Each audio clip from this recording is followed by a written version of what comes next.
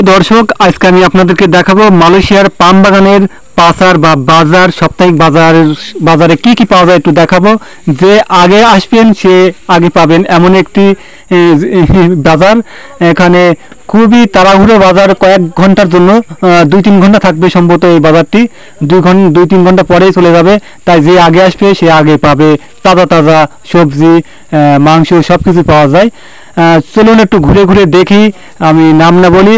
আর যারা আমার YouTube channel থেকে এই ভিডিওটি দেখছেন অবশ্যই আমার ইউটিউব চ্যানেলটি সাবস্ক্রাইব করবেন, আর যারা ফেসবুক পেজ থেকে আমার ভিডিওটি দেখছেন অবশ্যই পেজটি ফলো দিয়ে পাশে থাকবেন। আর এখানে যারা বাজার করছেন সবাই বাঙালি, বেশি অংশই বাঙালি এবং ইন্দোনেশিয়া। আর যারা এই বাজার এই দোকানগুলো বসাচ্ছে একজনই আনছে, দুটা গাড়িতে একজনই মালিক, মহাজন। সেই মালিকও কিন্তু বাংলাদেশি। আর যে মালিক, এই মালিক বিভিন্ন জায়গায় প্রতিদিন বিভিন্ন জায়গায় যায় যেখানে বাংলাদেশিরা বসবাস করে বা বাংলাদেশিরা কাজ করে, সেখানে গিয়ে এই বাংলাদেশি ব্যবসায়ীরা ব্যবসা করেন। আর প্রিয় দেখতে পাচ্ছেন প্রিয় দর্শক, এখানে প্রায় সব কিছুই পাওয়া যায়।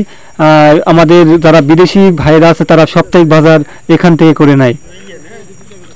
প্রিয় দর্শক দেখতে পাচ্ছেন। আর আপনাদের এই বাজারটি কেমন লাগছে, মালয়েশিয়ার বাজারটি, পাম বাগানের বাজারটি আপনাদের কেমন লাগছে অবশ্যই কমেন্ট করে জানাবেন। আর যদি ভালো লাগে ভিডিওটি অবশ্যই আমার চ্যানেলটি সাবস্ক্রাইব করবেন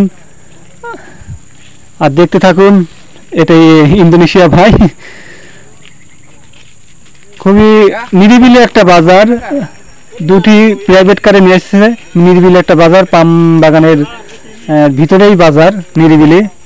আমরা কিন্তু পাম বাগানে কাজ করি না, আমরা বিল্ডিং সাইটে কাজ করি, মানে পাম বাগানের ভিতরে রুম তৈরি করি বা বাড়ি তৈরি করি। আর আমরাও অনেক দূর থেকে আসছি, প্রায় 3 কিলোমিটার দূর থেকে আসছি এই বাজারে।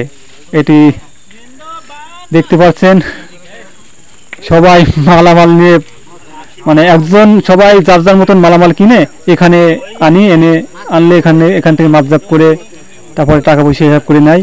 আর যারা বাকি খাবে তাদের বাকি হিসাব আছে। আর দেখতে পাচ্ছেন এখানে মাছও পাওয়া যায়, মাছ মাংস সব কিছুই পাওয়া যায়, সাপ্তাহিক বাজার। আর এই বাজারটি কেমন লাগছে অবশ্যই কমেন্ট করে জানাবেন।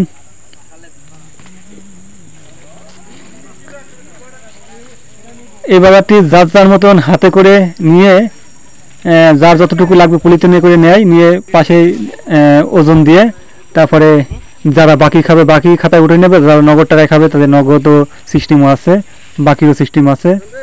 প্রিয় দর্শক দেখছেন এই ভাই খাতায় লিখছে, যারা বাকি খাচ্ছে তাদের খাতায় লিখে রাখছে, আর যারা নগদ খাচ্ছে তারা নগদ অর্থ দিচ্ছে। আর দেখতে পাচ্ছেন এখানে খুবই মাছ বাজারের মতনই অবস্থা।